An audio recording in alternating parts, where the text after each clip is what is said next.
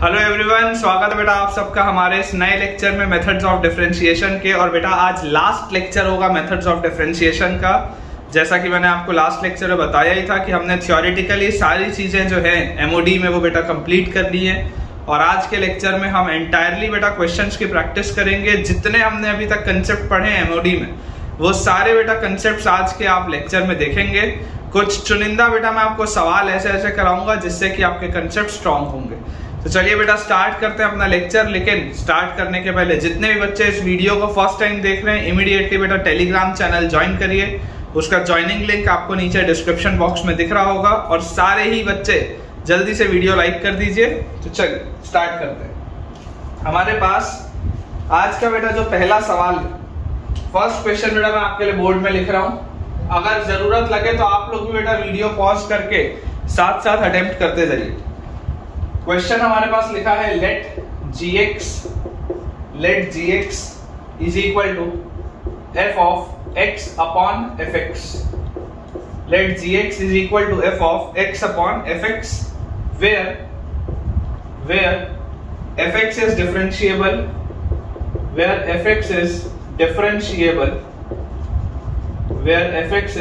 differentiable, positive function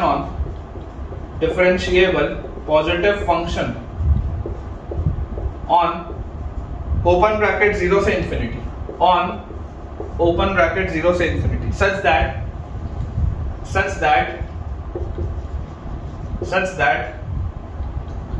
f1 is equal to f dash 1 is equal to 2, f1 is equal to f dash 1 is equal to 2,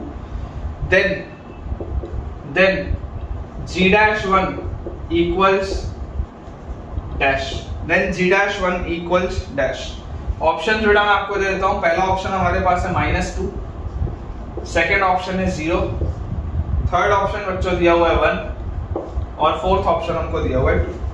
ये हमारे पास बेटा सवाल है कि अगर gx का value f of x upon fx है, where fx is a differentiable positive function on 0 से infinity, और f1 f dash 1 की वैल्यू 2 दी हुई है, तो g dash 1 क्या होगा। हमको बेटा देखो एक चीज समझ में आती है कि g dash फंक्शन हमको निकालना पड़ेगा। g dash फंक्शन निकालने के लिए इसको आप डिफरेंशिएट करेंगे तो देखिए g dash x आप क्या लिखेंगे, g dash x will B, जैसे आप बेटा यहाँ पर डिफरेंशिएट करोगे, ये देखो एक कंपोजिट फंक्शन है, तो सबसे पहले तो आएगा f dash x upon fx, सबसे पहले तो ये आएगा मल्टीप्लाइड बाय, अंदर अब जैसे आप जाओगे तो बेटा ये कोशेंट रूल लगेगा, तो कोशेंट रूल लगते ही आप नीचे लिखोगे fx का स्क्वायर, बाहर आप लिखोगे fx, उसके बाद x का डिफरेंशिएशन 1 माइनस fx का डिफरेंशिएशन f dash x, और x को बेटा आप रखेंगे कांस्टेंट, ये आ जाएगा मेरे पास। ठीक है, ये बेटा बेसिकली हमारे पास इसका डिफरेंशिएशन आया, इसका डिफरेंशिएशन हमारे पास ये आया। मुझसे देखो पूछा जा रहा है g dash 1, तो देखिए g dash 1 क्या होगा बेटा, x की जगह जैसे मैं 1 डालूंगा this will B f dash 1 upon f1।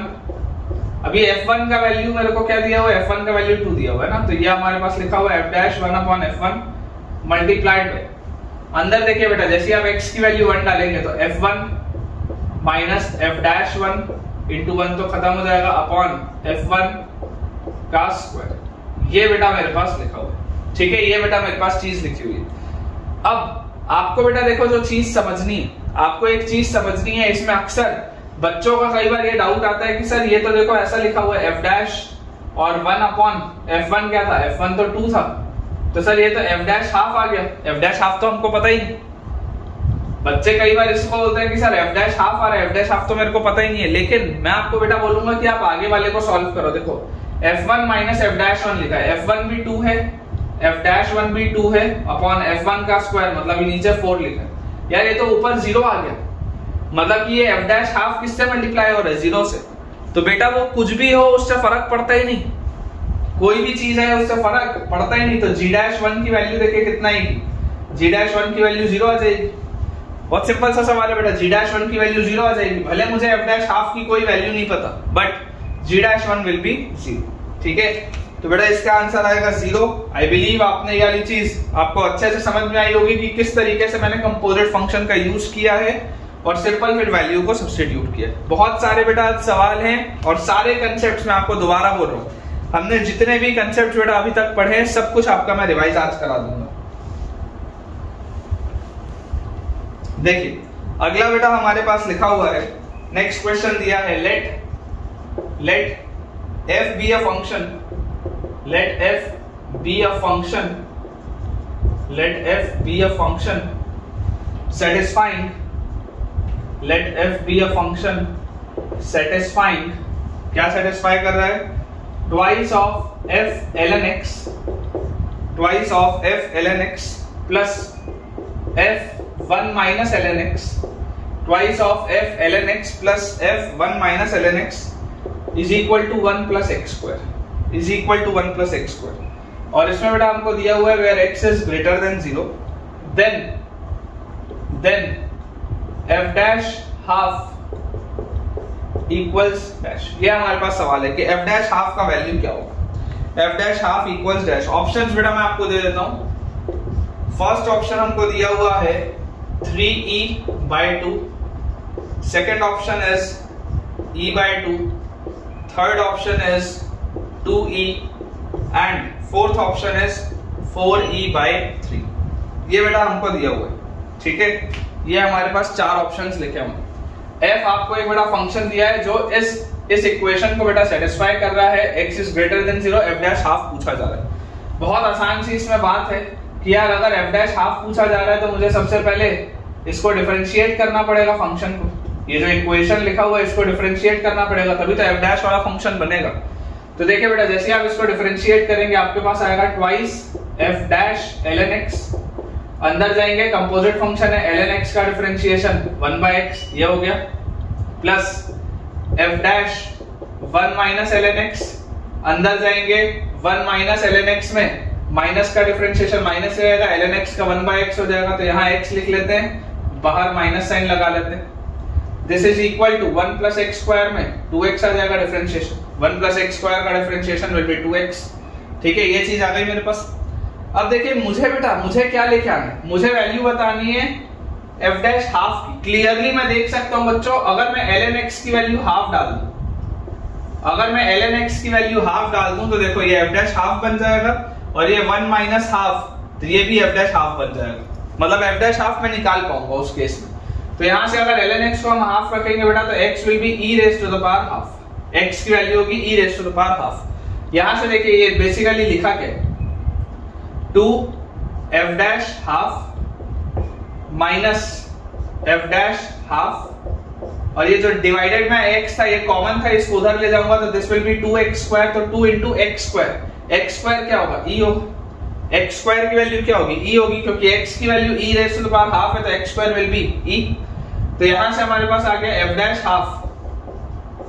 Dash half, इसका वैल्यू देखिए क्या आ जा रहा है बेटा, f डैश हाफ का वैल्यू आ जा रहा है 2e, ठीक है। एकदम सिंपल सा बेटा क्वेश्चन है, f डैश हाफ का वैल्यू आ जा रहा है 2e, सी ऑप्शन आ रहा है इसका आंसर। एकदम आसान सा सवाल। बस हमको बच्चों जो चीज ध्यान रखनी है, ध्यान रखने वाली चीज ये है कि आपको खुद पर कॉन्फिडेंस रखना पड़ेगा, आपको खुद पर भरोसा रखना पड़ेगा। जिस दिन आप बच्चों जेई मेंस या जेई एडवांस का पेपर देने जाएंगे आपको ये चीज पता होनी चाहिए कि यार मैं जो भी पढ़ा हूं मैंने सारी चीजें पढ़ी हैं, और अगर मैंने सारी चीजें पढ़ी हैं तो पेपर में यूज होने वाला कोई भी कंसेप्ट ऐसा नहीं होगा जो मेरे लिए नया होगा, तो मुझे सिर्फ उस चीजों को अप्लाई करना है जो मुझे ऑलरेडी आता है। ये कॉन्फिडेंस आपको होना चाहिए, तो बिलीव मी आपका पेपर बहुत अच्छा जाएगा। चलिए बोर्ड क्लियर करते हैं, नेक्स्ट क्वेश्चन की तरफ आगे बढ़ते हैं।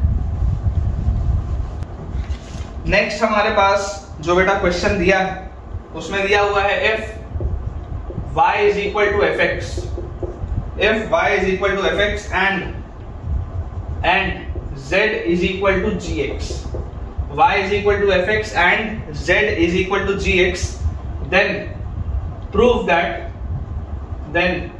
that d2y by dz square, d2y by dz square is equal to g dash f double dash minus f dash g double dash divided by g dash का cube.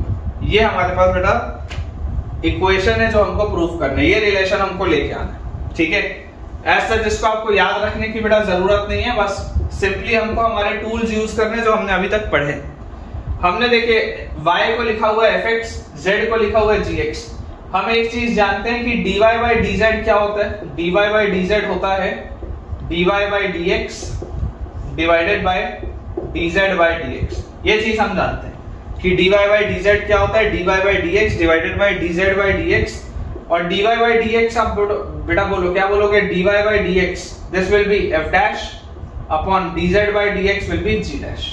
ये चीज में कोई भी डाउट नहीं होना चाहिए, इस चीज में बच्चों कोई भी डाउट नहीं होना चाहिए। अब अगर मुझसे बात हो रही है d2y अपॉन dz स्क्वायर, ठीक है, हमसे बच्चों अगर बात हो रही है d2y अपॉन dz स्क्वायर की, तो d2y upon dz square will B d by dz of dy by dz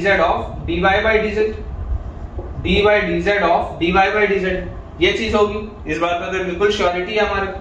तो d by dz of dy by dz, तो यहां से देखिए जैसे बेटा आप इसको डिफरेंशिएट करेंगे, तो डिफरेंशिएट करने के लिए देखिए इसको एक बार लिख लेते हैं पूरा। तो ये हमारे पास लिखा है dy by dz of dy by dz, dy by dz क्या होगा, f dash upon g dash.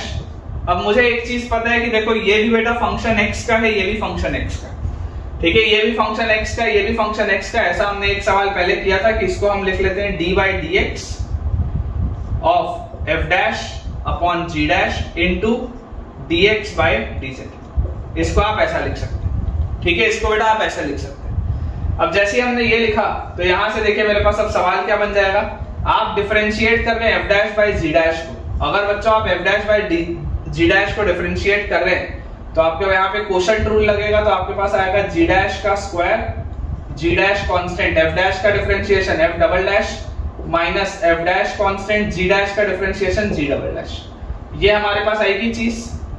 और मल्टीप्लाई बताइए किससे हो रहा है, dx by dz से मल्टीप्लाई हो रहा है, dx by dz से। तो this is 1 by dz by dx। ये भी आपको प्रॉपर्टी पता है कि dx by dz क्या होता है, 1 by dz by dx। अब देखिए z था gx, तो dz by dx क्या होगा, g dash, dz by dx will be g dash. तो हो गया ना, देखो प्रूफ जो लेके आना था, देखो ध्यान से, आपके पास d2y by dz स्क्वायर लिखा हुआ है, d2y by dz स्क्वायर क्या आ रहा है, g dash f double dash minus f dash g double dash upon यहाँ g डैश स्क्वायर और एक g डैश, तो आगे टोटल g डैश क्यूब, आगे हमारे पास टोटल g डैश क्यूब। तो इतने आसानी से बेटा, इतने आसानी से आपके सवाल सॉल्व होंगे, ठीक है। चलिए अगले की तरफ आगे बढ़ते हैं। नेक्स्ट हमारे पास बेटा जो क्वेश्चन दिया है, इसमें लिखा हुआ है evaluate limit x approaches 0 plus, evaluate limit x approaches 0 plus sin x raised to the power 1 by x plus cos x raised to the power 1 by x plus cosec x raised to the power x। दोबारा लिख देते हैं, sin x raised to the power 1 by x plus cos x raised to the power 1 by x plus cosec x raised to the power x, ठीक है। ये आपको बेटा solve करना है। ऑप्शंस मैं आपको दे देता हूं।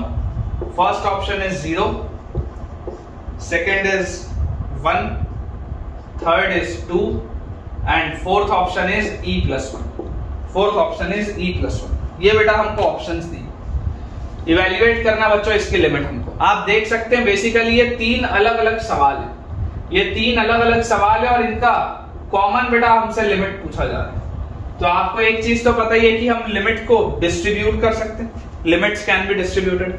मतलब this question is as good as, अगर मैं आपको लिख दूं कि this is limit x approaches 0 plus sin x raise to the power 1 by x plus limit x approaches 0 plus cos x raise to the power 1 by x plus limit x approaches 0 plus cosec x raised to the power 1 by x। इसको हम ऐसा लिख सकते हैं, limit break करके distribute हो जाएगी limit तीनों में। अब देखिए बेटा, इसको आप इंडिविजुअली सॉल्व करिए, इसको आप इंडिविजुअली सॉल्व करिए, इसको इंडिविजुअली सॉल्व करिए और तीनों का आंसर निकालिए। इसको बेटा यहाँ पर ठीक कर लेंगे, यहाँ पे x आएगा, cosec x raised to the power x दिया हुआ है। अब जैसे बेटा हम इसको देखेंगे, हमको यार एक चीज इसमें दिखाई देती है कि सबसे पहले तो इसको आप देखो, ये बीच वाला जो टर्म, बीच वाला ये टर्म क्या लिखा हुआ है, x अप्रोचेस 0 प्लस cos 0 किसकी तरफ जाता है, 1 की तरफ, और ऊपर बेटा 1/0 इंफिनिटी की तरफ। यार ये तो 1 की पावर इंफिनिटी का प्रोफाइल, 1 की पावर इंफिनिटी का आंसर क्या होता था, e raise to the power limit x approaches 0 plus, और फिर आपके पास आता था बेटा एक्सपोनेंट इनटू बेस -1, बेस -1 मतलब cos x -1, ये आता था बेटा ये सॉल्व। ठीक है, अब बेटा अगर आप यहां से देखोगे, देखो आप सिंपल लॉपिटल लगा सकते हो, कुछ बच्चों को हो सकता है आंसर याद भी हो, cos x -1/x 0 की तरफ जाता है। ठीक है, हो सकता है आप में से कुछ को याद भी हो, अगर याद नहीं भी है तो कोई दिक्कत नहीं, आप इसमें लॉपिटल लगा सकते हो। देखो आप जैसे ही यार हिस्से में, इतने हिस्से में बेटा आप लॉपिटल लगाओगे, आपके पास आएगा e raise to the power, L'Hopital लगाते ही cos x का डिफरेंशिएशन माइनस sin x, और फिर -1 का डिफरेंशिएशन खत्म और x का डिफरेंशिएशन 1, और आपके आगे बेटा लिखा हुआ लिमिट x अप्रोचेस 0 प्लस। आप देख लो sin ऑफ 0 0 की तरफ जाता है, e की पावर 0, ये पूरी चीज 1 की तरफ जाती है। ये जो बीच वाला बेटा पूरा टर्म है, ये तो पूरा का पूरा टर्म 1 की तरफ जा रहा है, इसमें कोई डाउट नहीं।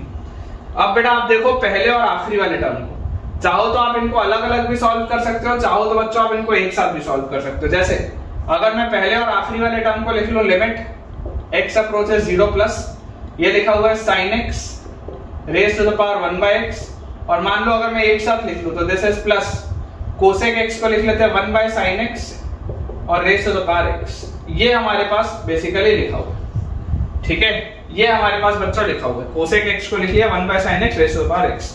आप बेटा जैसे ही इसको एलसीएम लेंगे, आपके पास देखिए क्या आ जाएगा, sin x raise to the power x इनटू sin x raise to the power 1/x plus 1 upon sin x raise to the power x। ठीक है, और आगे लिखा हुआ है लिमिट x अप्रोचेस 0 प्लस, यही है बेसिकली हमारा सवाल। देख लो आप एलसीएम लेंगे इसको, sin x raise to the power x इनटू sin x raise to the power 1/x plus 1 upon ये।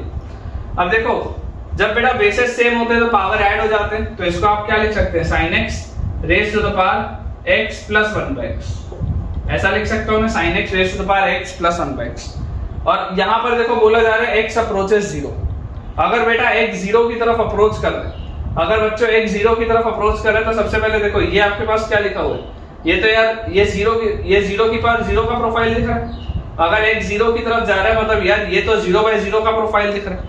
ठीक है, 0 की पावर 0 का, और यहाँ पर क्या हो रहा है, अगर x 0 की तरफ जा रहा है तो यार ये किसकी तरफ जा रहा है, ये 0, लेकिन ये 1/0 इंफिनिटी, तो ये 0 की पावर इंफिनिटी का प्रोफाइल दिख रहा है। बेटा एक चीज देखो आपको यहाँ पर समझने की जरूरत है, ये जो है ये बेटा कोई भी इंडिटरमिनेट फॉर्म नहीं, sin x की पावर x प्लस 1/x है, this is not an indeterminate form, क्योंकि x अगर 0 की तरफ जाएगा तो ये तो ठीक है, ये 0 की तरफ जा रहा है 1/0 इंफिनिटी की तरफ, और ये 0 की तरफ, तो यार ये तो 0 की पावर इंफिनिटी लिखा है।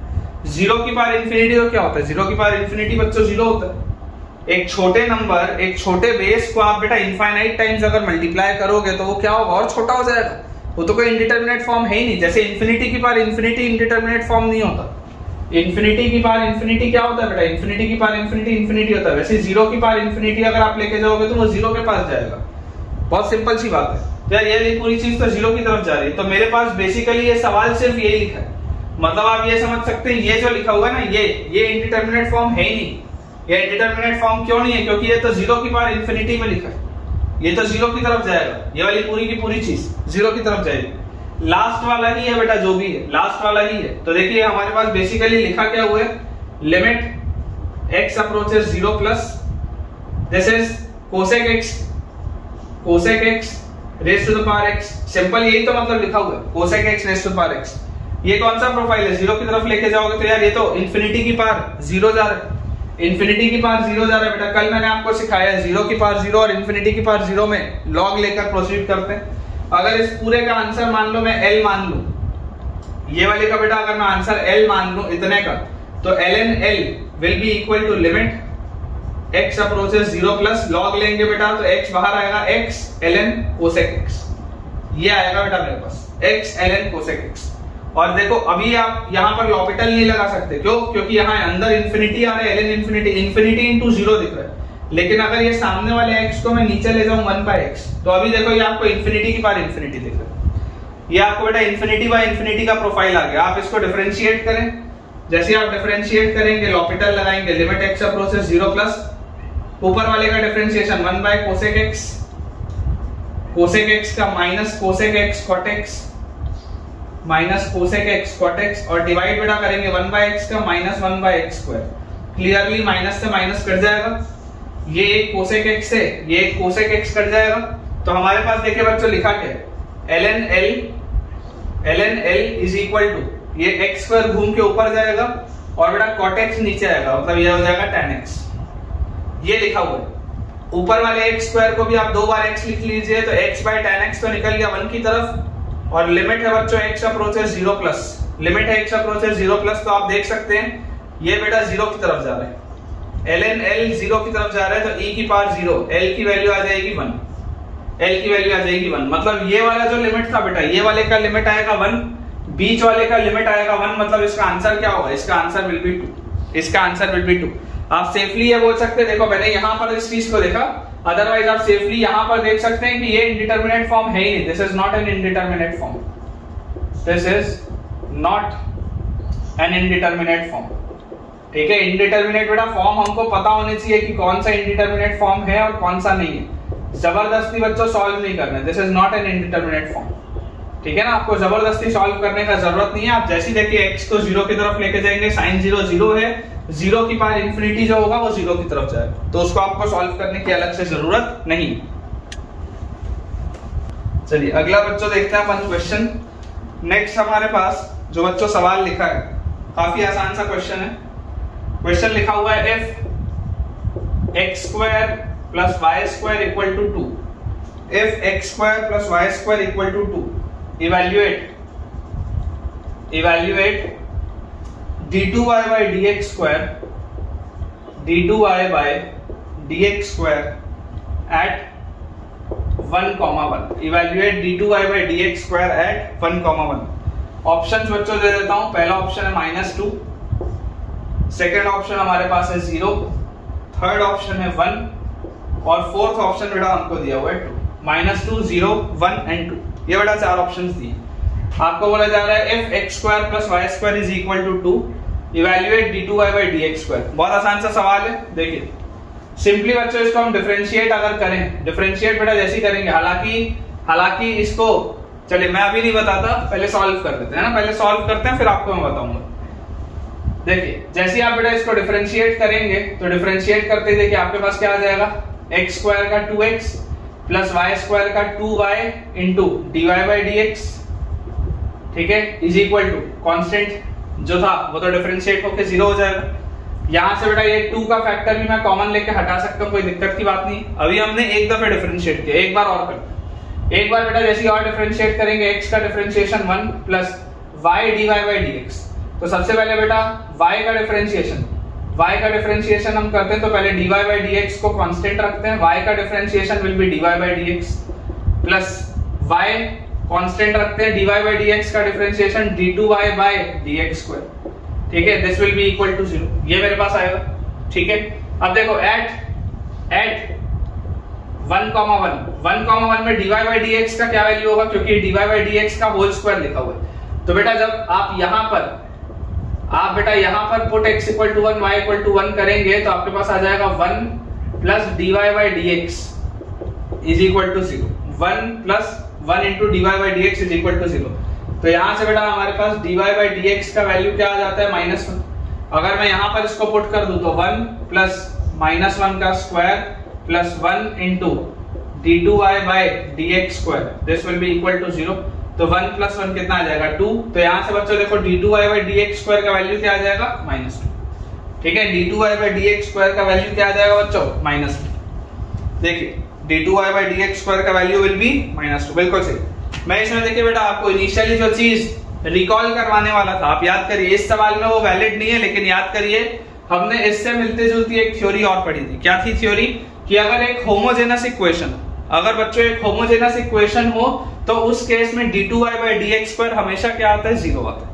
मतलब अगर मान लीजिए यहाँ पर x² plus y² is equal to 2xy लिखा होता, अभी फिलहाल इक्वल टू सिर्फ 2 लिखा हुआ है, तो ये एक होमोजेनस इक्वेशन तो है नहीं। अगर बेटा यहाँ पर इक्वल टू 2xy लिखा होता तो इसका आंसर 0 हो जाता, फिर आपको सॉल्व करने की भी जरूरत नहीं होती। ये इससे रिलेवेंट वाली थ्योरी है जो हमने ऑलरेडी पढ़ी है, क्योंकि होमोजेनस इक्वेशन बच्चों जो होता है वो रिप्रेजेंट करता है स्ट्रेट लाइंस को, है ना। Homogeneous equation of degree n represents n straight lines passing through origin. तो जब आप dy by dx निकालेंगे तो उसकी वैल्यू आएगी y by x जो कि स्लोप के बराबर होती है, और d2y by dx स्क्वायर जब आप बेटा निकालेंगे तो वो हमेशा ही 0 आएगा। चलिए अगला देखते हैं। नेक्स्ट हमारे पास बेटा जो क्वेश्चन दिया हुआ है, नेक्स्ट क्वेश्चन हमको दिया हुआ है let fx is equal to, पहली ब्रांच है x plus 2b, second branch है a into e raise to the power x plus c। This is for x greater than equal to 0 and this is for x less than. ठीक है, x greater than equal to 0 and x less than 0 के लिए दिया हुआ है। gx बच्चों एक और हमको फंक्शन दिया हुआ है, इसकी मैं आपको डिफाइनिंग कर देता हूं। This is x square plus 3c and this is a cos x plus b। हमको बच्चों दिया हुआ है this is for x greater than 0 and this is for x less than equal to 0। ये हमें दो फंक्शंस डिफाइन किए गए हैं। लिखा है इसमें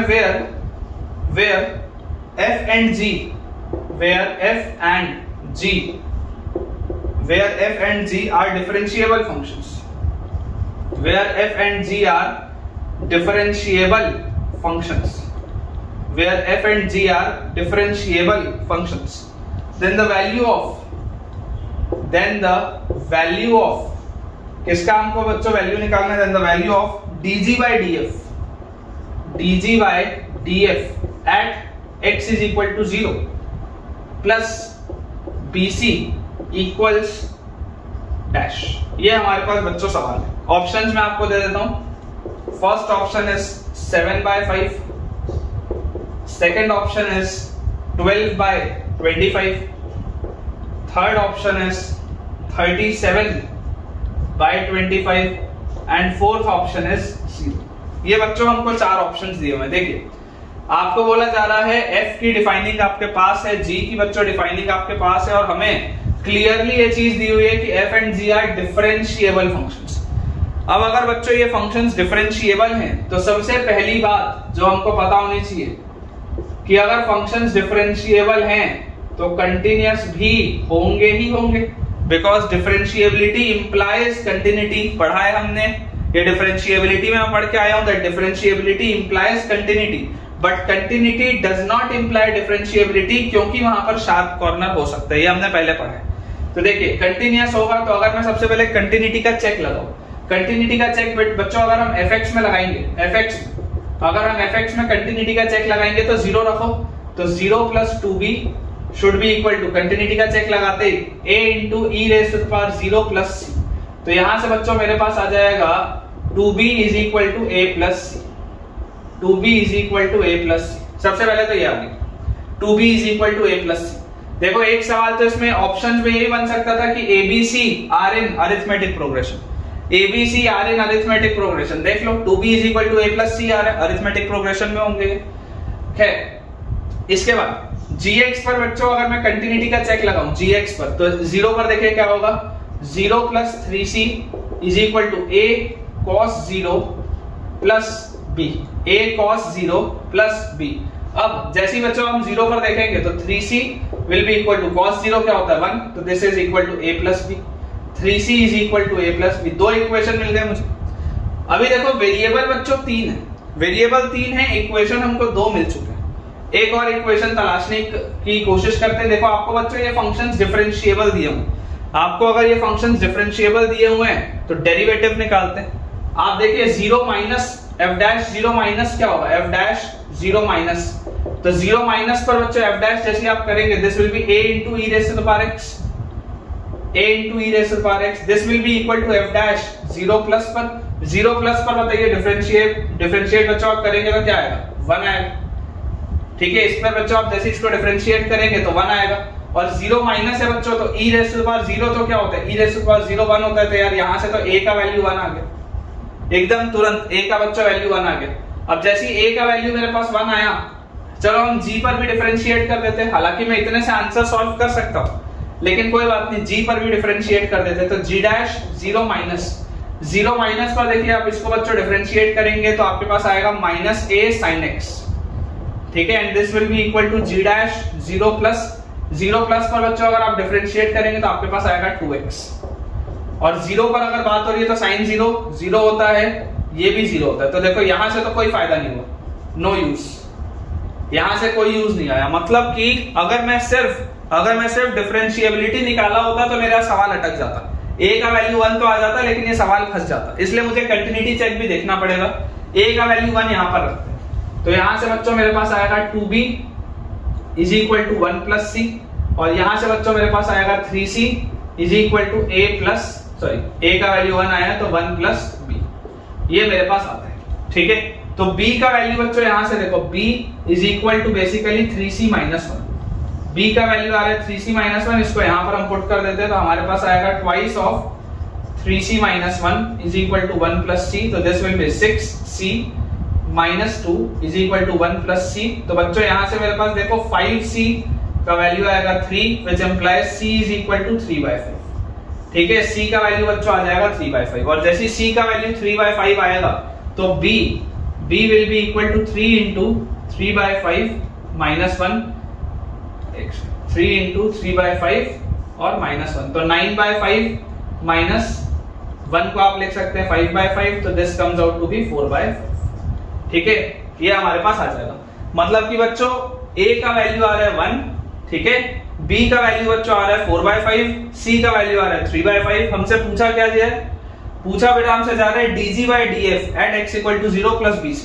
तो देखिए dg/df will be dg/dx upon df/dx at x equal to 0 plus b into c, तो b क्या है, b इज 4/5, c इज 3/5, तो दिस इज 12/25, ये तो आ गया 12/25।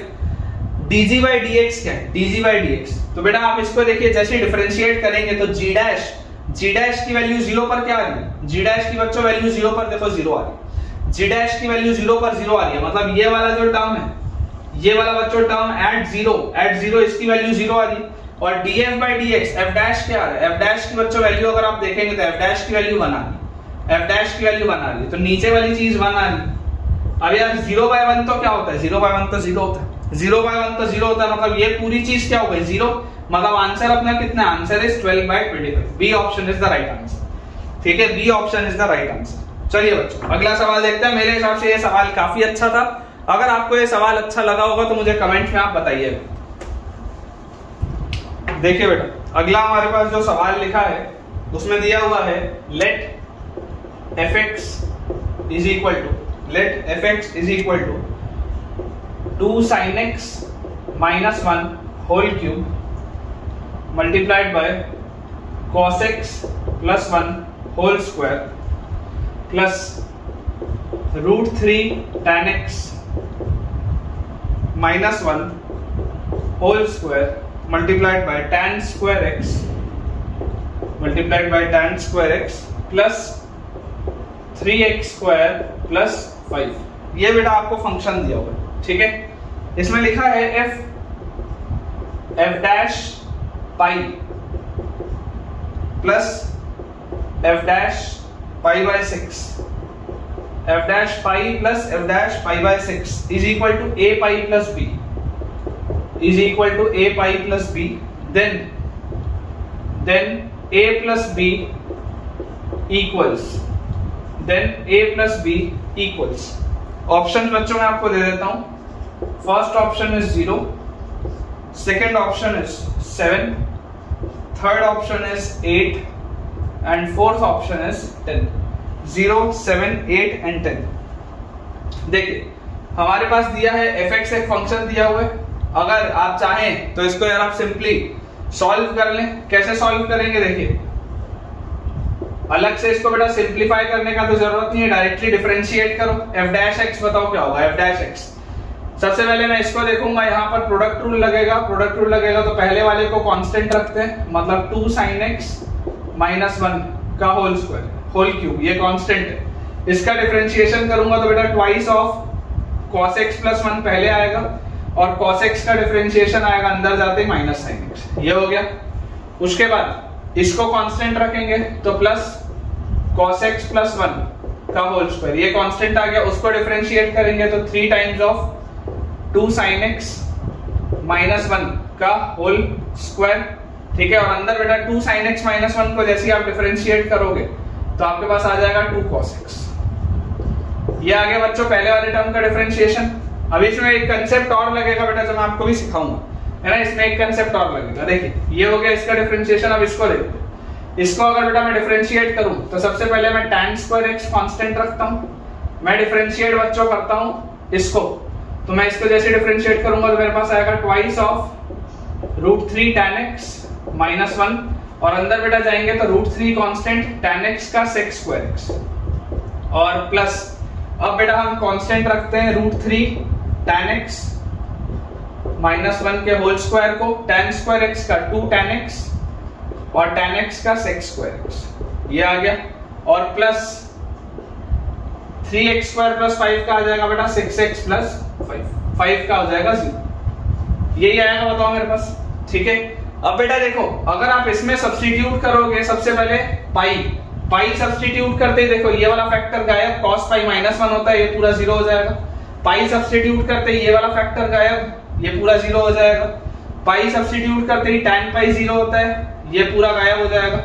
ठीक है, और पाई सब्स्टिट्यूट करते ही बेटा अगेन tan पाई 0 होता है, ये पूरा गायब हो जाएगा। तो ये क्या आएगा, पाई रखते ही 6 पाई, पाई रखते ही ये क्या आएगा 6 पाई, पाई बाय 6 रखते ही देखो क्या होगा, पाई बाय 6 sin पाई बाय 6 कितना होता है, sin 30 डिग्री हाफ होता है, तो ये वाला फैक्टर गायब पूरा। वैसे यहाँ पर भी sin पाई बाय 6 रखोगे तो ये भी फैक्टर पूरा गायब हो जाएगा क्योंकि ये 0 हो जाएगा।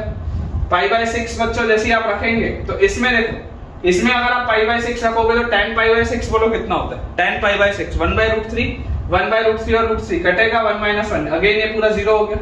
यहाँ पर भी आप देखोगे अगेन ये भी पूरा 0 हो गया, और जैसे ही आप पाई बाय 6 रखेंगे तो पाई बाय 6 रखते बेटा हमारे पास क्या आ जाएगा, 6 into pi by 6 that is pi, 6 into pi by 6 that is pi. तो बेटा इसको जैसे ही आपने सॉल्व किया तो यार ये तो 7 पाई प्लस 0 आ रहा है। आपने बच्चों देखो जैसे ही इसको सॉल्व किया ये पूरी चीज क्या आ रही है, a पाई प्लस b में 7 पाई प्लस 0। अगर आपको इस फॉर्मेट में बनाना हो तो इसका आंसर क्या आ जाएगा, 7 आ जाएगा इसका आंसर। डायरेक्टली आप देखिए इसका आंसर क्या बोल सकते हैं, 7 बोल सकते हैं। समझने वाली बेटा देखो जो बात है, समझने वाली बात क्या है, मैंने आपको एक नोट पॉइंट लिखाया था। नोट पॉइंट बेटा मैंने आपको ये लिखाया था कि अगर x माइनस r किसी fx का फैक्टर होता है और ये वाला फैक्टर मान लो m टाइम्स आया, m टाइम्स, ठीक है, तो बेटा f डैश r भी 0 होता है, r इसका रूट होता है, f डबल डैश r भी 0 होता है, f ट्रिपल डैश r भी 0 होता है, ये चीज मैंने आपको बताई। अब आप बेटा जरा सोच के देखिए, पाई अगर आप देखेंगे तो पाई रखने पर ये वाला जो फैक्टर है, ये वाला फैक्टर आपका खत्म हो रहा है पाई रखने पर, ये वाला बेटा जो फैक्टर है ये वाला भी फैक्टर आपका पाई रखने पर खत्म हो रहा है। और देखो इसमें ये पाई कौन से फैक्टर में आ रहा था, इस वाले में, ये 2 बार है, तो जब एक बार इसको आप डिफरेंशिएट करोगे भी तब भी तो बेटा इसमें पाई वाला टर्म आएगा। देखो इसको बेटा जब आप डिफरेंशिएट करोगे भी तब भी तो इसमें पाई वाला टर्म आएगा, तो f डैश पाई तो दोनों ही केस में 0 होगा। तो देख लो आप, देखो ये पूरा भी 0 हुआ, ये पूरा भी 0 हुआ। वैसे ही अगर बच्चों आप पाई बाय 6 पर देखोगे तो पाई बाय 6 पर ये वाला फैक्टर 0 हो रहा है, पाई बाय 6 पर ये वाला फैक्टर 0 हो रहा है, और ये वाला फैक्टर इसमें 3 बार आ रहा था, ये वाला फैक्टर इसमें 2 बार आ रहा था। तो जब आप इसको एक बार डिफरेंशिएट करोगे, जब आप बेटा f डैश पाई बाय 6 बोलोगे तब भी तो यार ये पूरा 0 होगा। तो सिर्फ वैल्यू कहां से मिलेगी, यहां से आपको बेटा इकलौती वैल्यूज जो मिलेगी वो यहां से मिलेंगी। तो अगर कोई होशियार बच्चा हो तो उसको इतना लिखने का जरूरत नहीं है, वो तो सिर्फ इसको पकड़ेगा और अपना आंसर दे देगा। ठीक है, तो इसका आंसर आएगा बच्चों 7। एंड आई होप आपको बेटा ये चीज अच्छे से समझ आई हो। ये वाला कंसेप्ट आपको कैसा लगा मुझे कमेंट में बिल्कुल आप बताइएगा। चलिए अगला देखते हैं बच्चों।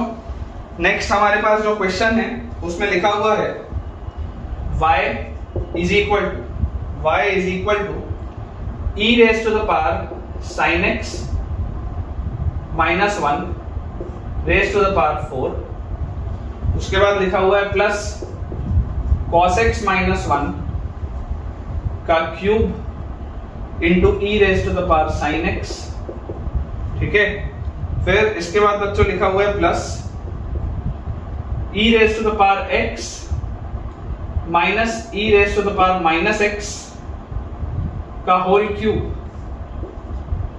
Cube plus x cube plus 2x square plus 4। ठीक है, और इसके नीचे बेटा ये डिवाइड हो रहा है e की पावर x। ये बच्चों जो चीज लिखी हुई है this is getting divided by e की पावर x। क्वेश्चन हमारे पास लिखा हुआ है देन द वैल्यू ऑफ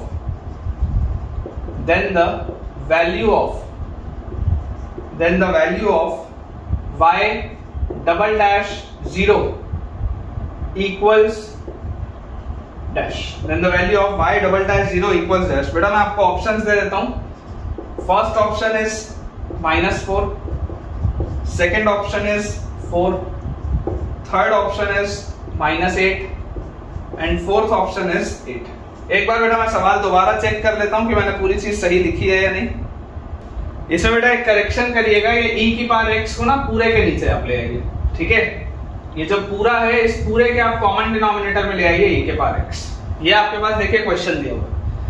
अब हमसे पूछा जा रहा है बेटा y डबल डैश 0, ठीक है, y डबल डैश 0। अब इसको सॉल्व करने के बेटा देखो 2-3 तरीके हैं। पहला तरीका तो ये है कि यार मैं इसको पागल जैसे पूरे तरीके से बेटा डिफरेंशिएट करूं और उसके बाद इसको सॉल्व करूं, या दूसरा बच्चों तरीका है कि मैं इसको वो जो नोट अभी मैंने आपको रिवाइज करवाया उस नोट का बेटा मैं यूज करूं और इस सवाल को सॉल्व करूं, ठीक है। तो अपन जल्दी से बेटा अपने मार्कर में इंक रिफिल कर लेते हैं और एक बार उस नोट पॉइंट से इसको सोच के देखते हैं कि क्या उस नोट पॉइंट से ये सवाल जल्दी सॉल्व हो सकता है क्या। देखिए आप इस बात को बच्चों समझिए कि यार y डबल डैश 0 की बात हो रही है। अगर मैं x की जगह 0 रखता हूं, अगर बच्चों मैं x की जगह 0 रखता हूं तो e की पावर 0 क्या होता है, e की पावर 0 1 होता है। 1 - 1 ये 0 हो जाएगा, यहाँ फैक्टर उड़ जाएगा पूरा। अच्छा अब देखो ये 0 वाला जो फैक्टर है वो इसमें कितनी बार रिपीट हो रहा है, 4 बार। अगर बेटा वो इसमें 4 बार रिपीट हो रहा है इसका मतलब क्या, अगर वो इसमें 4 बार बेटा रिपीट हो रहा है तो इसका मतलब ये है कि यार अगर आप इसको डिफरेंशिएट करोगे, आप बच्चों जब इसको डिफरेंशिएट करोगे तो 4 बार अगर ये चीज 0 हो रही है तो यार y डैश में भी ये 0 होगा, y डबल डैश में भी ये 0 होगा। आप करके देख लो, कोई दिक्कत की बात नहीं। आप अगर इसको डिफरेंशिएट कर भी दोगे बेटा तो वो चीज तो 0 होनी ही होनी है, वो 0 होना तो तय है। आप तो इसका ऐसा लिख लो ना यार कि देखो आपको y डबल डैश की बात हो रही थी, आप तो इसको ऐसा कर लो कि ये e की पावर x है ना, आप e की पावर x को ब्रेक कर दो सबके साथ। इस e की पावर x को आप सब में ब्रेक कर दो। देखो इसके नीचे भी e की पावर x लिख दो, इसके नीचे भी e की पावर x, इसके नीचे भी, इसके नीचे भी, इसके नीचे भी, इसके नीचे, सबके नीचे लिख दो। अब अगर मैं इतने वाले बस हिस्से को देखता, इतने से हिस्से को कि यार ये e की power sin x - 1 raise to the power 4 divided by e की पावर x लिखा है, अगर मैं सिर्फ इतनी सी चीज देखता तो मैं आपको क्या बोलता कि यार ये वाला जो सिर्फ अगर इतना सा ये सवाल होता तो यार ये वाला फैक्टर तो मेरा कितनी बार आ रहा है, ये वाला फैक्टर 4 बार रिपीट हो रहा है।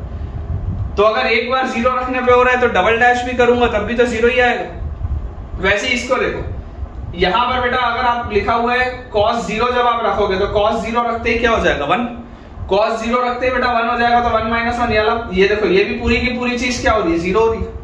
अगर ये वाली पूरी की पूरी चीज 0 हो रही है, 0 रखते ही, इसका मतलब देखो ये 3 बार आ रहा था, 3 बार आ रहा था मतलब y डबल डैश तक वो वाला फैक्टर होगा, नोट पॉइंट में लिखाया मैंने, तो ये भी गया, ठीक है, ये भी गया। अब इसके बाद आ जाता है e की पावर x माइनस e की power -x divided by e की पावर x, और ये वाला फैक्टर 3 बार रिपीट हो रहा है। अब देखो आप जरा x की जगह 0 रखोगे तो e की पावर 0 1, e की पावर -0 अगेन 1, 1 - 1 0 हो रही है। तो ये वाली भी तो चीज 0 हो रही है। तो अगर बेटा ये वाली भी चीज 0 हो रही है तो देखो इसका पावर क्या है 3, तो y डबल डैश तक वो वाला फैक्टर रहेगा। अगर y डबल डैश तक वाला फैक्टर रहेगा तो इसका मतलब ये भी क्या होगा फैक्टर, कोई काम का नहीं। मतलब मेरे हिसाब से देखो एक तरीका तो ये है कि आप इसको पूरे को ब्रेक करके सॉल्व करो। अदरवाइज अगर आप होशियारी से बेटा सोचोगे तो स्मार्ट अप्रोच ये बोलती है कि यार ये सवाल तो it is as good as y is equal to x³ plus 2x² plus 4 upon e raise to the power x। मेरे हिसाब से तो ये है सवाल ओरिजिनल, मुझे जो लगता है कि ये आपके लिए अच्छा सवाल। अब इसको भी देखो अगर आप बेटा ब्रेक करोगे, ये वाली चीज तो उड़ रही है, ये तो समझ में आ रहा है। इसको भी अगर आप ब्रेक करोगे तो इसको आप ऐसे लिख सकते हो x³ by e raise to the power x, 2x² by e raise to the power x, 4 by e raise to the power x, इसको भी आप ऐसा लिख सकते हो। और इसको भी बच्चों अगर आप ऐसा लिखोगे तो जरा सोच के देखो, अगर मैं सिर्फ ये वाले फंक्शन को भी डिफरेंशिएट करने की बात कर रहा होता, सिर्फ ये पहले वाले, तो अगर बेटा ये मैं सिर्फ पहले वाले को डिफरेंशिएट कर रहा होता तो जरा सोच के देखो 0 रखने पर तो यार ये वाला फंक्शन पूरा 0 हो रहा है, और ये 0 वाला फैक्टर कितनी बार आ रहा है, 3 बार आ रहा है। 3 बार आ रहा है मतलब y डबल डैश में भी वो वाला फैक्टर होगा। तो यार ये भी लिखने का कोई अर्थ नहीं, अपने हिसाब से तो ये अलग टर्म लिखने का कोई मतलब यूज नहीं। अब देखो यहां पर बेटा ये खेल चालू होता है। अब ये आपके पास सवाल है, यहां पर आपके पास देखो खेल चालू होता है। इसको मैं देखो ठीक से लिखता हूं, आपको समझाता हूं मैं अभी तक बोल क्या रहा था, है ना। आप में से कई सारे बच्चों को समझ में नहीं आ रहा होगा कि सर आप डायरेक्टली कैसे टर्म जुड़ाते जा रहे हो। अब आपको समझ में आएगा। आप इमेजिन करिए ये एक टर्म है, ये दूसरा टर्म है, आपको y डैश निकालना है, y डैश। बताओ डिफरेंशिएट इसको करो। पहले वाले को जैसे आप डिफरेंशिएट करोगे तो आपके पास क्या आएगा, नीचे आ जाएगा e की पावर x का स्क्वायर, ऊपर आएगा e की पावर x, और उसके बाद 2x स्क्वायर का हो जाएगा 4x minus 2x square e की पावर x का आ जाएगा e की पावर x। ये होगा आपके पास इसका डिफरेंशिएशन। और प्लस 4 बाई e की पावर x है, तो 4 तो कांस्टेंट है, e की पावर माइनस x आप उसको लिख सकते हो, और e की पावर x का माइनस x e की पावर माइनस x ही होगा विद माइनस साइन, तो this will B minus 4 by e की पावर x। ये आपका हो गया y डैश। ठीक है। अब अगर बच्चों बात हम करें y डबल डैश की, तो सबसे पहले आप इसको थोड़ा सा सिंप्लीफाई कर लो। आप देखो यहां से ये e की पावर x और e की पावर x कांस्टेंट निकल रहा है बाहर, और एक e की पावर x से कैंसिल आउट होगा, तो आप उसको काट सकते हो, है ना। ये वाला e की पावर x आपने इस वाले e की पावर x को कॉमन लिया और नीचे वाले से कट कर दिया, तो आपके पास ये है। अब सवाल ये आपके पास आ गया y डैश।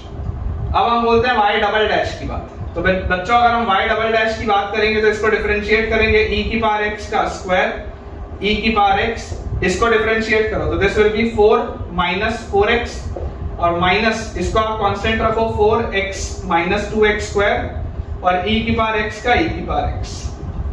अगेन आप देख सकते हैं ये e की पावर x, यहां वाला एक, ये वाला e की पावर x एक, और ये वाला एक, ये कैंसिल आउट हो जाएगा, और ये आपके पास जो लिखा हुआ अगेन e की पावर माइनस x होगा, सॉल्व करेंगे तो ये आ जाएगा प्लस e की पावर x, 4 बाई e की पावर x। ये आ गया y डबल डैश। मुझे क्या निकालना है, मुझे निकालना है y डबल डैश 0। मुझे बच्चों निकालना है y डबल डैश 0। अब आप इसको देखिए बेटा, इसको देखिए, आप इसको डायरेक्टली 0 नहीं कर सकते थे। क्यों? क्योंकि इसमें सिर्फ x के पावर 2 है। जो फैक्टर बेटा देखो, आपको मैंने एक चीज बताई थी, अगर x माइनस r की पावर 3 है fx, नोट में मैंने आपको ये लिखाया था, जो कंसेप्ट है वो ये, अगर fx जो है वो x माइनस r की पावर 3 है तो f डैश x जो होगा वो आ जाएगा आपके पास, देखिए 3 इंटू x माइनस r का square, f double dash x आ जाएगा 6 इंटू x माइनस r, लेकिन f ट्रिपल डैश x जो होगा बेटा दैट विल बी 6। तो मैंने आपको जो कंसेप्ट सिखाया था वो ये है कि यार अगर इसका पावर क्यूब है तो इसका डबल डिफरेंशिएशन तक, इससे एक कम तक, ये सिंगल डिफरेंशिएशन या डबल डिफरेंशिएशन तक वो वाला फैक्टर वर्क कर रहा होगा। ट्रिपल डिफरेंशिएशन में वो फैक्टर हट जाएगा, जो ऊपर पावर होगा वहां तक वो फैक्टर वर्क करेगा। तो जरा सोचो, अगर x क्यूब था तो इसको जब आप डबल टाइम डिफरेंशिएट करते तो डबल डिफरेंशिएशन तक ये वाला x का फैक्टर रहता, तो अगर x का फैक्टर रहता तो 0 रखते ही ये पूरी चीज गायब हो जाती। लेकिन यहां पर बेटा देखो x का स्क्वायर है, x का पावर 2 ही है, तो इसमें x का फैक्टर कहां तक होगा, देखो इसमें x का फैक्टर सिर्फ सिंगल डिफरेंशिएशन तक है। देखो इन दोनों में x कॉमन है, अगर आप x की वैल्यू 0 रखोगे तो ये पूरा टर्म 0 हो जाएगा, लेकिन पावर सिर्फ 2 तक है। अब इसमें जैसे तुम डबल डिफरेंशिएट करोगे तो डबल डिफरेंशिएट करने में देखो x वाला टर्म गायब हो गया। ये वो कंसेप्ट है बेटा जो मैंने आपको सिखाया था। अगर आपको ये कंसेप्ट अच्छे से समझ में आया होगा तो ये सवाल आपके लिए बाएं हाथ का खेल है, अदरवाइज डिफिकल्टी जाएगी। जैसे आप y डबल डैश 0 निकालेंगे, 0 रखते ही बेटा ये गायब, ये गायब, ये गायब, यहाँ पे बचा है सिर्फ 4, e की पावर x तो e की पावर 0 1 हो जाएगा, प्लस अगेन यहाँ पर देखो 4 बाई e की पावर 0 तो 4 हो जाएगा, this will B 8, answer will be 8। देख लो डी ऑप्शन आएगा बेटा आंसर। ज्यादा इसमें हमको मेहनत नहीं करनी पड़ी और आसानी से बच्चों ये सवाल आपका सॉल्व भी हो जाएगा। चलिए अगला सवाल देखते हैं बेटा।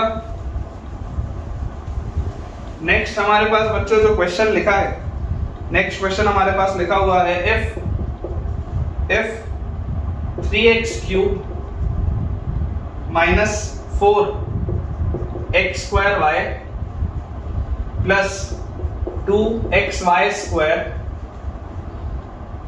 Minus y cube equal to 0, then d2y by dx square, then d2y by dx square at 1, 1 is dash, then d2y by dx square at 1, 1 is dash। Option है बेटा, पहला है 0, दूसरा है 1, तीसरा ऑप्शन बच्चों हमको इसमें दिया हुआ है 2 और चौथा ऑप्शन है। अब देखो ये बेटा ओरल सवाल है, ये आपके लिए ओरल सवाल है क्योंकि ये वही वाला कंसेप्ट है जो मैंने आपको थोड़ी देर पहले बताया था। ये एक होमोजेनस इक्वेशन लिखा हुआ है, हर टर्म का बेटा डिग्री 3 है, हर टर्म का डिग्री 3 है। तो homogeneous equation of degree 3 represents 3 straight lines passing through origin. It represents 3 straight lines passing through origin. Origin से मैं क्यों पास करवाने बोल रहा हूं बेटा, क्योंकि देखो 0,0 इसको सेटिस्फाई करेगा, इसलिए ये ओरिजिन से पास होगी। 3 straight lines passing through origin. अब अगर बच्चों ये 3 स्ट्रेट लाइंस हैं जो कि ओरिजिन से पास हो रही हैं, तो इनका dy by dx जो होता है बेटा, that is slope, and slope is constant. किसी भी स्ट्रेट लाइन के लिए उसका जो स्लोप होगा बेटा वो कांस्टेंट होगा। बहुत सारी स्ट्रेट लाइंस होंगी, बहुत सारे अलग अलग स्लोप्स होंगे, लेकिन वो हर स्लोप एक कांस्टेंट वैल्यू को दर्शा रहा होगा। तो कंसेप्ट मैंने आपको बताया ही था कि d2y by dx square homogeneous equation का क्या हो जाएगा, 0। d2y by dx स्क्वायर आप कभी भी निकाल लो, कहीं भी निकाल लो, d2y by dx स्क्वायर क्या होगा, 0। तो इसको बिना सॉल्व किए बेटा आप आंसर बोल सकते हैं, that answer will come out to be 0। ठीक है, इसका आंसर बच्चों 0 आएगा। ये बेटा ये इंपॉर्टेंस होता है कि अगर हमको काम की चीजें पता हो, सवाल बहुत जल्दी बनते हैं बेटा। चलिए सेकंड लास्ट क्वेश्चन बेटा, second last question of today's lecture हमारे पास दिया हुआ है if fx is equal to x minus 1 का cube plus e raised to the power x minus 1 minus 1 multiplied by tan inverse x minus pi by 4 multiplied by x cube minus x square minus x plus 1, और ये पूरी चीज, ये बच्चों पूरी की पूरी चीज डिवाइड हो रही है tan इनवर्स x। ये पूरी चीज डिवाइड हो रही है tan इनवर्स x। इसमें भी देखो बेटा सेम कंसेप्ट लगेगा जो अभी तक हम लगा रहे हैं नोट पॉइंट का। Then the value of f'1 plus f'1 plus f'1 f'1 f'1 f'1 is dash. ये हमारे पास सवाल है। ऑप्शन में आपको बच्चों दे देता हूं। फर्स्ट ऑप्शन इज 8/पाई, सेकेंड ऑप्शन बच्चों हमको दिया हुआ है 12/पाई, थर्ड ऑप्शन हमें दिया है 24/पाई, एंड फोर्थ ऑप्शन बेटा हमको दिया हुआ है 32/पाई। ध्यान से देखिए, सेम कंसेप्ट लगाएंगे बेटा, क्योंकि आप प्रैक्टिकली समझ सकते हैं। प्रोडक्ट रूल तो आप इतने में लगाएंगे नहीं, है ना। इतने में अगर बच्चों प्रोडक्ट रूल लगाने जाएंगे तो आप पागल हो जाएंगे। तो देखिए f'1 f'1 f'1 की आपसे वैल्यू पूछी जा रही है। सबसे पहले आप 1 पर देखिए हरकत हो क्या रही। 1 पर ये वाला जो फैक्टर है बच्चों, 1 पर ये वाला जो फैक्टर है, ये वाला फैक्टर वर्क कर रहा होगा। ठीक है, tan इनवर्स 1 π/4 होता है, तो यार इसका तो कोई प्रॉब्लम नहीं है, लेकिन इसको प्रॉब्लम आएगी, है ना। इसको प्रॉब्लम आएगी। देखो जब आप बेटा डिफरेंशिएट करना चालू करोगे, तो डिफरेंशिएट बच्चों आप जैसे ही इसमें करना चालू करोगे, आप एक चीज जान सकते हो कि यार ये वाला जो डिफरेंशिएशन है ये डबल डैश तक वर्क करेगा। क्यूब तक है तो डबल डैश तक वर्क करेगा। मतलब जब आप f'1 करोगे तब भी वो 0 आएगा, आप f'1 करोगे तब भी वो 0 आएगा। आप चाहे f'1 करें, आप चाहे f'1 करें बेटा, ये वाला फैक्टर तो 0 आएगा। ये वाला फैक्टर जो है वो f'' में आएगा।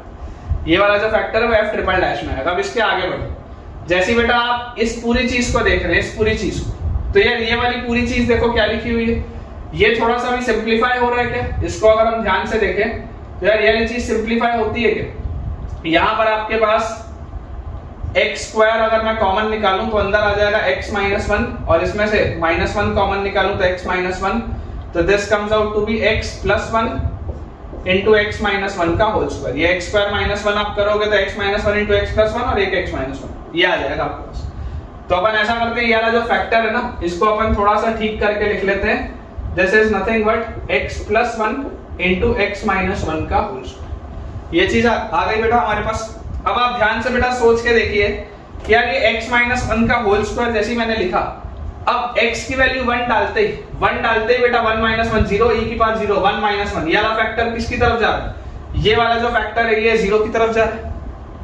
यहां पर आप 1 डालोगे, 1 डालते ही tan inverse 1 pi by 4 minus pi by 4, ये वाला फैक्टर किसकी तरफ जा रहा है? जीरो की तरफ जा रहा है। अभी तक आपको दो फैक्टर मिल चुके हैं ऐसे जो जीरो की तरफ जा रहे हैं, भले अलग अलग फैक्टर है लेकिन जा तो रहे हैं जीरो की तरफ। और यहां पर देखो, यहां पर 1 डालते ही ये वाला ही फैक्टर जीरो की तरफ जा रहा है। तो अब आपके पास टोटल ऐसे कितने फैक्टर्स हैं जो जीरो की तरफ जा रहे हैं? टोटल 4। इसके पास 2 हैं और इनके पास 1-1। टोटल 4 फैक्टर्स है बेटा जीरो की तरफ जाने वाले। मतलब इनके लिए ये वाले जो टर्म्स है बेटा, इनके लिए f'1 भी जीरो आएगा, f" भी जीरो आएगा, f" भी जीरो आएगा। किसी ना किसी फैक्टर की वजह से वो जीरो आएगा ही आएगा। इसको जो अगर मान लो आपने एक चीज नहीं समझी, दोबारा रिवाइंड करके सुनो। ये वाला जीरो होगा 1 की वजह से एक फैक्टर, ये वाला जीरो होगा 1 की वजह से दूसरा फैक्टर, ये वाला जीरो होगा 1 की वजह से 4 फैक्टर होगा टोटल। इसके पास देखो 2 है, इसके पास 1 है, इसके पास 1 है। There are 4 factors. मतलब ये f" तक इनमें कोई ना कोई फैक्टर हमेशा मौजूद होगा और वो जीरो होता जाएगा। मतलब बेटा कुल मिला के ये जो सवाल आपका लिखा हुआ है, कुल मिला के ये सवाल देखो, आपने ये चीज देख ली कि ये वाला पूरा तो जीरो ही होगा। ये सवाल बेसिकली बेटा लिखा हुआ है आपके पास fx is equal to x minus 1 का cube upon tan inverse x। ये बेटा आपके पास लिखा हुआ है सवाल। और इसमें भी आपको पता है f' पर भी ये जीरो आएगा, f" पर भी ये जीरो आएगा, f" पर बेटा यहां से आपको कुछ ना कुछ चीज मिलेगी। f" तक तो ये जीरो आता रहेगा एट x इक्वल टू 1। मतलब मुझे सिर्फ ये चेक करना है बेटा, ये दोनों तो इसके लिए जीरो आएंगे और ये तीनों चीज इस पूरे के लिए तो जीरो आएगी, क्योंकि इसमें 1 को लेते हुए 4 फैक्टर्स हैं। तो देखिए बेटा, जैसे इसको आपको सॉल्व करना है, एक तरीका तो ये है कि डायरेक्टली आप क्वोशंट रूल लगा के सॉल्व कर लो, या बेटा दूसरा एक स्मार्ट तरीका। देखो पिछले वाले बेटा सवाल में, पिछला ऐसा एक सवाल था उसमें मैंने डायरेक्टली क्वोशंट रूल लगा के क्यों कर दिया था? क्योंकि उसमें नीचे e की पावर x था, तो e की पावर x को डिफरेंशिएट करना आसान है। लेकिन इसमें बेटा आप देखो, जब डिफरेंशिएट करोगे तो आपके पास आएगा 1/1 प्लस x², और फिर उसका डिफरेंशिएशन करूंगा तो और ही कुछ बड़ा टर्म आएगा, तो मेहनत बढ़ जाएगी। इसलिए बेटा देखिए ज्यादा बेटर होगा कि इसको हम लिख लें tan inverse x into fx is equal to x minus 1 का क्यूब। इसको हम ऐसा लिख लेते हैं। और जैसे बेटा हम ये लिखेंगे, अब इसको डिफरेंशिएट करते हैं, तो सबसे पहले tan inverse x constant, fx का f'(x), ठीक है, और plus fx constant tan inverse x का 1/1 plus x², this is equal to 3 into x minus 1 का होल स्क्वायर। ये आ जाएगा मेरे पास। मुझे यहां पर देखो दिखाई दे रहा है एट x इक्वल टू 1। देख लो आप, x की वैल्यू 1 डालोगे, ये आ जाएगा tan inverse 1, tan inverse 1 is pi by 4। ये आपके पास आ जाएगा f'1 plus f(1) upon 1 plus 1 is 2 is equal to 1 minus 1, यहाँ आ जाएगा 0। और f(1) की वैल्यू क्या होगी देख लो आप, चाहे यहां पर रख लो चाहे यहां पर रख लो, f(1) की वैल्यू आपके पास आ जाएगी 0। यहां मैं लिख देता हूं at x equal to 1 f(1) is equal to 0। आप देख लो f(1) की वैल्यू 0 आएगी। यहां पर भी आप रख के देख सकते हो, ओरिजिनल सवाल में f(1) will be equal to ये 0 और ये पूरा ही 0 हो गया बेसिकली, तो f(1) की वैल्यू आ रही है 0। अगर f(1) की वैल्यू 0 आ रही है तो ये टर्म तो गया। मतलब आप देख सकते हैं f'1 भी क्या आ रहा है, 0 आ रहा है, जो मैंने आपको बोला ही था। ये f'1 भी 0 आ रहा है, f" भी 0 आएगा, देखेंगे आप, है ना। ये हमारे पास इक्वेशन था, मैंने f'1 देख लिया 0। इसको एक बार दोबारा डिफरेंशिएट करते हैं, तो देखो tan inverse x constant, f'(x) का f"(x) प्लस f'(x) कांस्टेंट, ठीक है, और tan इनवर्स x का 1/1 plus x², tan inverse x का 1/1 प्लस x², और प्लस इसको बेटा अगर आप देखेंगे, इसको अगर आप डिफरेंशिएट करेंगे तो ये आपके पास लिखा हुआ है सबसे पहले, ये देखो यहाँ पर ये बेटा प्रोडक्ट, ये क्वोशंट रूल लगेगा तो नीचे आ जाएगा 1 प्लस x² का होल स्क्वायर, और ऊपर यहाँ पर आ जाएगा 1 प्लस x², और इसके बाद fx का f'(x) और minus fx multiplied by 1 plus x² का बच्चों आ जाएगा डिफरेंशिएशन 2x। ये आएगी मेरे पास चीज, ठीक है। और इज इक्वल टू के बाद बताइए क्या आएगा बेटा, 3 into 2 6 times of x minus 1 equal to में आएगा 6 टाइम्स ऑफ x माइनस 1। ये मेरे पास बच्चों चीज आएगी, देख लो आप ध्यान से, ये चीज मेरे पास आएगी। अगेन इसको भी आप बेटा चेक कर सकते हो, एट x इक्वल टू 1 देख लेना, f'(1) भी 0 आएगा, एट x इक्वल टू 1 ये आपके पास आ गया पाई by 4 into f'(1) plus f'(1) 0 है तो ये पूरा खत्म, f'(1) 0 है तो ये वाला टर्म खत्म, f1 0 है तो ये वाला टर्म खत्म, तो ये भी पूरा खत्म, और यहाँ पर 1 पे ये भी 0 है, तो this is equal to 0। This implies f'(1) भी देख लो 0 आ, जैसा मैंने आपको बोला ही था कि f'(1) भी 0 आएगा, ये 100% बेटा बात श्योर है। अब इसको बेटा देखो अपन इस इक्वेशन को थोड़ा सा अगर सिंप्लीफाई करके लिखें इसको, तो यहाँ पर देखो इसको आप ऐसा करो, यहीं पर अपन सिंप्लीफाई कर लेते हैं। ये 1 + x² का होल स्क्वायर है ना, इसको मैं दो पार्ट में बांट देता हूँ। इसके नीचे भी 1 + x² का होल स्क्वायर लिख लेते हैं और इसके नीचे भी 1 + x² का होल स्क्वायर लिख लेते हैं, दोनों के नीचे लिख लेते हैं। तो यहाँ पर मुझे दिख रहा है एक 1 + x², एक 1 + x² से कटेगा, तो इफेक्टिवली देखो ये क्या बचेगा बेटा मेरे पास, ये आ जाएगा 1 + x², नीचे एक बच गया, ऊपर आ गया f'(x), ऊपर सिर्फ आ जाएगा f'(x), यहाँ लिख लेते हैं अपन f'(x) ये, और माइनस हमारे पास लिखा हुआ है fx × 2x / 1 + x² का होल स्क्वायर, ये हमारे पास लिखा हुआ है। एक बार इसको बच्चों और हमको डिफरेंशिएट करना पड़ेगा, तो देखिए tan 1x कांस्टेंट है ना, दोबारा आप डिफरेंशिएट कर लो, दोबारा डिफरेंशिएट कर रहा हूं क्योंकि मुझे f'' तक जाना है, तो tan 1x कांस्टेंट, उसके बाद f" का f''x plus f''x constant, tan 1x का 1/1 + x², आपको दिखाई दे ही रहा है। अब जैसे x = 1 डालेंगे ये वाला फैक्टर तो 0 होगा, x = 1 डालते ही ये वाला फैक्टर 0 होगा क्योंकि f''1 0 है। ये हो गया डिफरेंशिएट। अब इसको आ जाओ इधर में बेटा, आप लगाइए क्या, यहां पर आप जैसे ही लगाएंगे देखो ये वाला टर्म और ये वाला टर्म सेम लिखा हुआ, आप देख लो ये वाले बेटा दोनों टर्म सेम लिखे हुए, f'(x / 1 + x², ये भी लिखा हुआ है f'(x / 1 + x²। तो इसको बच्चों मैं लिख सकता हूं ट्वाइस ऑफ f'(x / 1 + x², जो दो बार लिखा हुआ है, दो बार लिखने से अच्छा है इसको हम लिख लेते हैं ट्वाइस ऑफ f'(x / 1 + x², ये लिख लेते हैं इसको, ठीक है। जैसे बच्चों हम इसको ये लिखेंगे, देखिए आप बेटा 2 तो बाहर निकालिए, क्वोशंट रूल लगाइए, नीचे आ गया 1 + x² का होल स्क्वायर, ठीक है, ऊपर आपके पास आ गया यहाँ पे 1 + x², उसके बाद f'(x का f''x और माइनस f'(x और 1 + x² का क्या आ जाएगा 2x, ये आ जाएगा मेरे पास पूरा का पूरा, देख लो।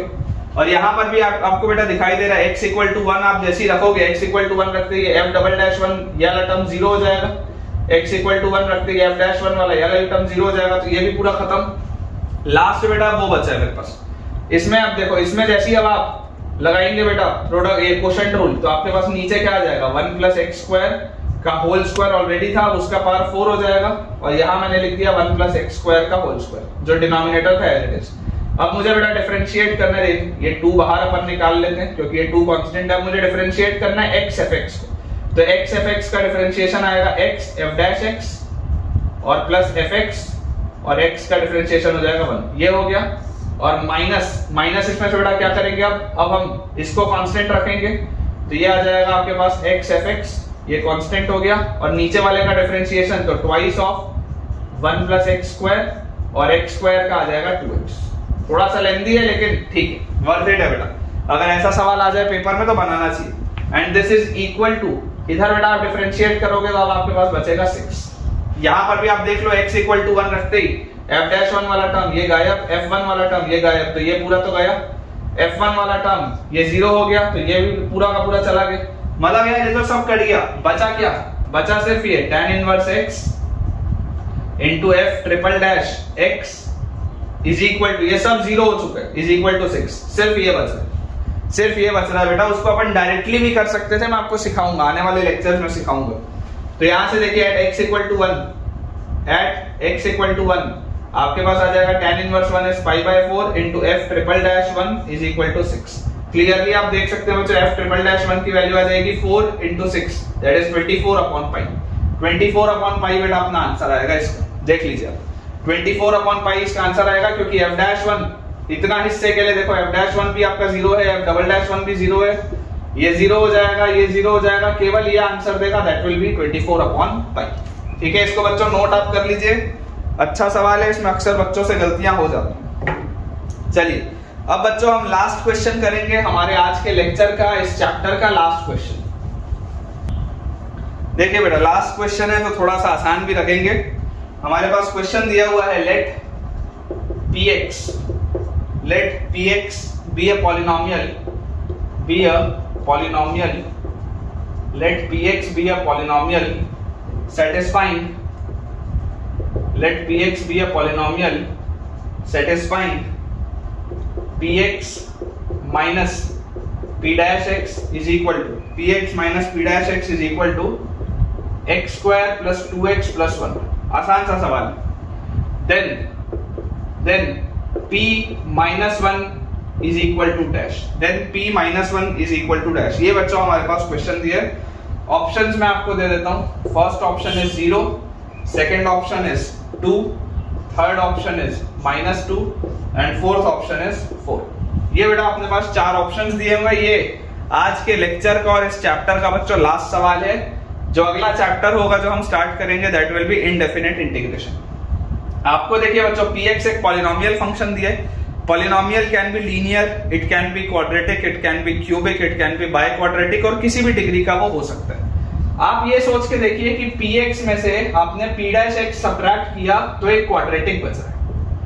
px में से बच्चों आपने p' को सब्ट्रैक्ट किया तो एक क्वाड्रेटिक बच रहा है। एक बात 100% श्योर है, अगर px क्यूबिक होता तो p' क्वाड्रेटिक होता, अगर px क्वाड्रेटिक होता तो p' लीनियर होता, अगर px लीनियर होता तो p' एक कांस्टेंट फंक्शन होता। मतलब p' की डिग्री जो भी होगी वो एक कम होनी चाहिए किससे, इस एक या उससे ज्यादा भी हो सकती है, डिपेंड करता है सवाल पे, लेकिन इसकी डिग्री इससे कम होगी, ये बात श्योर। अब अगर बच्चों ये चीज आपको समझ में आती है तो देखो, क्योंकि ये क्वाड्रेटिक लिखा हुआ है, क्योंकि बच्चों ये क्वाड्रेटिक लिखा हुआ है, इसका मतलब ये बात 100% श्योर है कि यार px must be a quadratic equation, px must be a quadratic equation. अगर बच्चों px क्वाड्रेटिक नहीं होगा तो कभी भी दोनों का डिफरेंस क्वाड्रेटिक आ ही नहीं सकता। तो आप px को मान लीजिए क्या, ax² plus bx plus c। आप px को ये क्वाड्रेटिक मान लीजिए ax² plus bx plus c। तो देखिए p' क्या हो जाएगा, p' will be equal to आपके पास आ जाएगा 2ax प्लस b। ठीक है, p' हमारे पास आ जाएगा 2ax प्लस b। इसको डिफरेंशिएट किया तो हमारे पास लिखा हुआ है px minus p', px minus p', this will B ax²। Subtract कर रहे बेटा, x का कोफिशिएंट क्या है, plus x into b minus 2a, और कांस्टेंट टर्म में क्या है, प्लस c माइनस b। ये आ रहा है मेरे पास, और ये इक्वल किसके दिया हुआ है, this is equal to x² plus 2x plus 1। ये इसके इक्वल दिया हुआ है। जरा अगर बेटा मैं कंपेयर करके देखूं, px माइनस p' की वैल्यू लिखी हुई है क्लियरली, a की वैल्यू 1 होगी, उसके बाद b माइनस 2a का वैल्यू 2 होगा। तो अगर b माइनस 2a का वैल्यू 2 होगा, a का वैल्यू 1 है, तो b का वैल्यू क्या आ जाएगा, 4 आ जाएगा, b का वैल्यू 4 आ जाएगा। और उसके बाद बच्चों c माइनस b का वैल्यू 1 होगा, b का वैल्यू 4 है, तो यार c का वैल्यू 5 आ जाएगा। इसका मतलब मेरा ये क्वाड्रेटिक इक्वेशन आया क्या, क्वाड्रेटिक इक्वेशन आ रहा है x² plus 4x plus 5, x² plus 4x plus 5। Simple सा आ गया बेटा क्वाड्रेटिक। पूछा जा रहा है p ऑफ -1, तो p ऑफ -1 विल बी -1 का स्क्वायर प्लस 4 इंटू -1 प्लस 5। तो -1 का स्क्वायर इज 1, -4 और प्लस 5 प्लस 1 6, -4 इज, ठीक है, ये हमारे पास आ रहा है बेटा। देख लो आप, इसका आंसर आ जाएगा 2। ठीक है, इसका आंसर आ जाएगा बच्चों 2। तो विद दिस बेटा हम अपने आज के लेक्चर के एंड पे और इस चैप्टर के एंड पे पहुंच चुके हैं, और मुझे पूरी उम्मीद है कि आपको आज का लेक्चर और ये वाला चैप्टर बहुत अच्छे से समझ में आया होगा।